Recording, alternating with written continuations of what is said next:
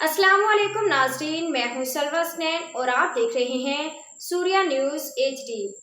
आइए नजर डालते हैं आज की अहम खबरों पर। आपका देरीना मसला हल करने के लिए चेयरमैन डॉक्टर फवाद अहमद का 13D गुलशन इकबाल का दौरा। सड़कों का नेटवर्क दुरुस्त करने के लिए सीवरेज मसाइल का हल नागुज़ीर है। डॉक्टर फवाद अहमद।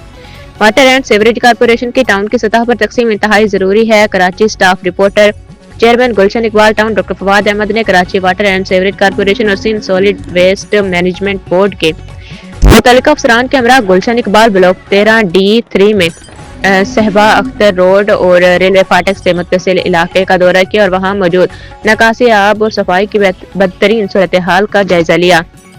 इस मौके पर चेयरमैन डॉक्टर फवाद अहमद ने मौजूद अफसरान से इन मसाइल को तरजीही बुनियादों पर हल करने का कहा। उन्होंने मजीद कहा कि मज़कूरा इलाके के मकीन तवील अरसे से निकासी आब के शदीद मसाइल और कचरे के ढेर की वजह से मुश्किलात का शिकार है, जिसके बायस न सिर्फ मकामी मकीनों बल्कि वहाँ से गुजरने वाले शहरियों को भी शदीद मुश्किलात का सामना करना पड़ रहा है। उन्होंने बताया कि इस मसले की निशानदही वज़ीर बल्दियात सिंध नासिर हुसैन शाह को भी की जा चुकी है, जिन्होंने खुद इस इलाके का दौरा भी किया था।